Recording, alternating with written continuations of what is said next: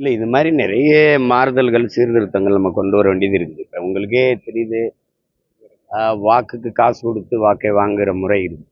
அப்படிங்கும்போது ஜனநாயகம்ங்கிறது ஒரு வெற்று வார்த்தையாயிருக்கு. இப்போ பணத்தை கொடுத்து பதவியை வாங்கி கொள்ளலாம்ங்கிற நிலை அது அங்கே மக்களுக்கான சேவைங்கிறது செத்து போயிருக்கு. அப்போ அந்த மாதிரி இடங்கள்ல வாக்குக்கு காசு கொடுக்கறது வாங்குறது குற்றம்னு நீங்கள் விளம்பரம் சரியில்லை ஒழிய, பல நூறு கோடியை போட்டு ஓராண்டு சிறை அப்படின்லாம் எழுதி வைக்கிறீங்களே ஒழிய, ஒருத்தர் மீது கூட நடவடிக்கை எடுக்கப்படுறதில்லை. வாக்குக்கு காசு கொடுக்குற வேட்பாளரை ஒரு 10 ஆண்டுக்கு தேர்தலில் நிற்க தடைன்னு கொண்டு வந்து பாருங்களேன், அந்த முறை ஒழியும். அது மாதிரி ஒரு மக்களின் பிரதிநிதியாக பொறுப்புள்ள ஒரு பதவிக்கு வர்றவர் குற்றச்செயல்களில் ஈடுபட்டு தண்டனை பெற்றார். அவர் அவரை தகுதி நீக்கம் செய்யறதுங்கிறது ஏற்புடையது தானே. அப்போ தானே அது ஒழுங்கு இருக்கும். அப்போ இல்லைன்னா ஊழல் செய்வது, லஞ்சம் பெறுவது, சட்டத்துக்கு புறம்பான நடவடிக்கைகளில் ஈடுபடுவதெல்லாம் தடுக்க முடியாது. அப்போ நாடே ஒரு குற்ற சமூகமாக தான் போகும். எந்த நாட்டில் நீங்கள் பார்க்குறீங்க, இங்கே வழக்கறிஞர், நீதிபதிகள், காவலர்கள், காவல்துறையெல்லாம் எவ்வளோ பெரிய மதிப்பு மிக்கதாக இருக்குது. அப்போ அந்த உங்களுக்கு சிறையெல்லாம் பெருசாக கட்டப்படுது அப்படின்னா, இந்த சமூகம் குற்ற சமூகமாக வளர்ந்து கொண்டிருக்குன்னு அர்த்தம்.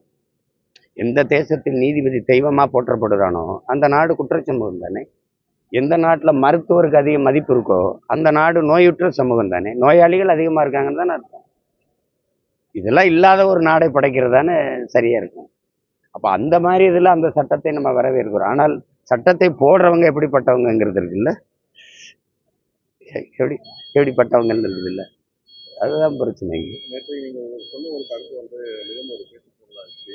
அதாவது நீங்க நடந்து வந்து கொண்டு நீங்க அதிகமா பேசினா அழைத்து கொண்டு சென்ற மாநாட்டில் விட்டு அது எப்படி என்ன சொல்றீங்க? எதுல வரும்போது பிராணிகளை பார்த்து நீங்க அதிகமா சவுண்ட் பண்ணீங்கன்னா மாநாட்டில் கொண்டு சென்று உங்களை இறக்கி விடுவேன்னு சொல்லியிருக்கீங்க. அது தாவேகா மாநாடுன்ற மாதிரி அது சமூக வலைதளங்கள்ல போயிட்டு இருக்கு. அதை குறித்து ஏழை எல்லாரும் தான் மாநாடு போடுறாங்க. அதுல போய் என்ன கருத்து?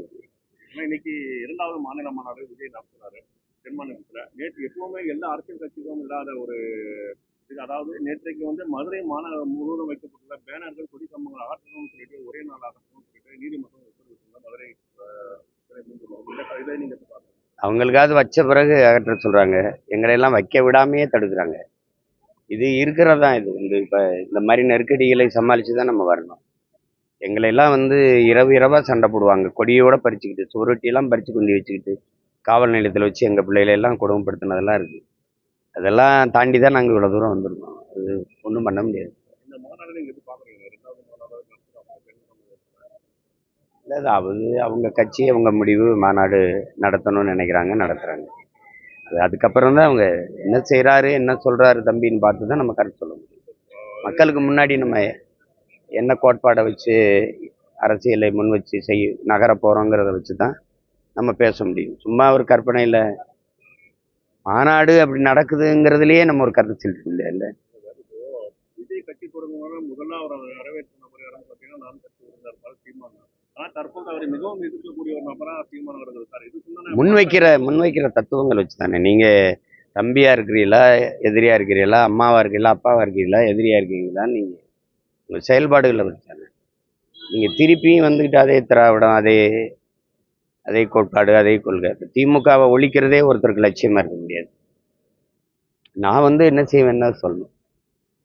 நான் சொல்கிறேன்ல, இந்த கட்சி ஆட்சியிலிருந்து நான் மாற்ற வர்றேன், நான் அடிப்படை அமைப்பு அரசியல் மாற்றத்துக்கு நான் நிற்கிறேன், நான் இந்த அடிப்படையே மாற்றணும்னு நினைக்கிறேன். அப்படின்னு நம்ம ஒன்று சொல்கிறோம்ல, அது இருக்கணும்.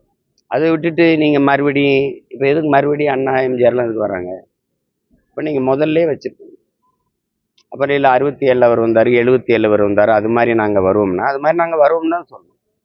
மறுபடியும் அண்ணா எம்ஜிஆர் படம்லாம் வரும்போது ஒருத்தர் ஒரு கட்சின்னு தோற்றுனார், ஒருத்தர் இன்னொரு கட்சின்னு தோற்றுனார். அண்ணா அவர்கள்னா அவர் தோற்றுவித்த கட்சியை தான் நீங்கள் ஒழிக்கணும்னு சொல்கிறீங்க.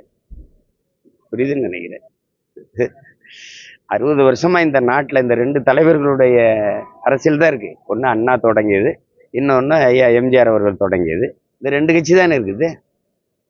இப்போ அடுத்த மாநாட்டில் அப்புறம் அம்மையார் ஜெயலலிதா, ஐயா எடப்பாடி படம்லாம் வருமா? அது ஒரு நேரத்துக்கு ஒன்று போய் செஞ்சுட்டே போகும்போது அது ஏற்புடையதா இல்லை. அப்போ அவருக்கு பின்னாடி திரண்டிருக்கிற ரசிகர்கள் அவருக்கு நண்பா நண்பிகளாக இருக்கலாம், எனக்கு தம்பி தங்கைகளாக இருக்காங்க. அவங்க எல்லாருடைய நல்வாழ்வுக்காக தான் நான் இவ்வளோ தூரம் அர்ப்பணிச்சு நின்று நம்ம போராடுறோம். அது நீங்கள் ஏற்கிறீங்க எதிர்க்கிறீங்க.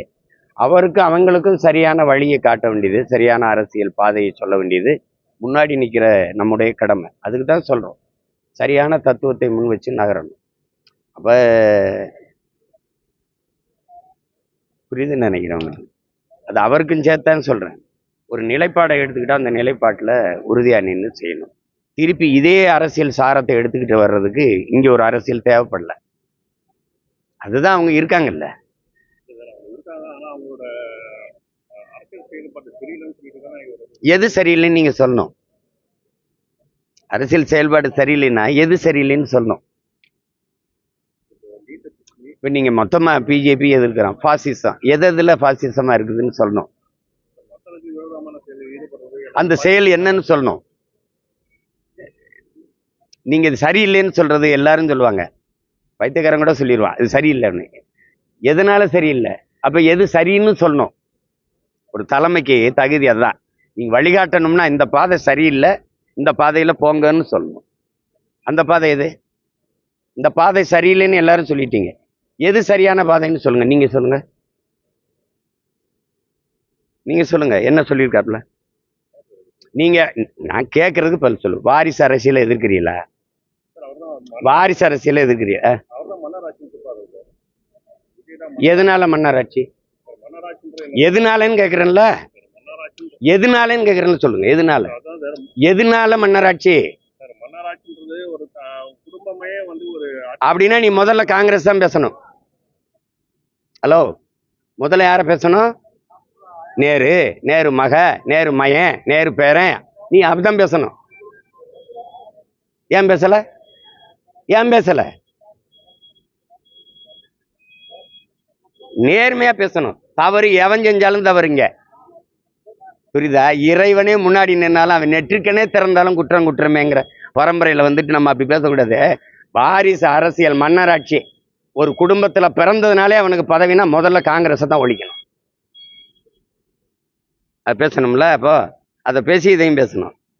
ஊழல்னா ஊழலுக்காகவே சிறைக்கு போன கட்சி ஒன்று இருக்குல்ல, அதையும் பேசணும். புரியுதா? இங்கே மயிலிறகால தடவுறது, இங்கே கட்டக்கம்பால் அடிக்கிறதுனா அது சரியான வழிகாட்டுதலாக இருக்க முடியாது. பேசுனா பேசணும். மன்னராட்சின்னு எதை வச்சு சொல்றீங்க? எதை வச்சு சொல்றீங்க? இப்போ பதில் இருக்கா உங்ககிட்ட? ஏய், நான் கேட்கறதுக்கு பதில் சொல்லு. கேரளாவில் வயநாட்டில் வந்து நின்னீங்கல்ல, வயநாட்டில் நின்னீங்கல்ல, அங்கே நீங்கள் வேறு இடத்துக்கு போயிட்டீங்க. ராகுல் காந்தி ஐயா, நீங்கள் வேறு இடத்துக்கு போயிட்டீங்க. கேரளாவில் யாருமே இல்லையா அந்த தொகுதியில் வேட்பாளர் அணிக்க?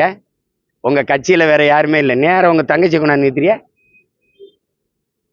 இது என்னாச்சு? போங்க தம்பி.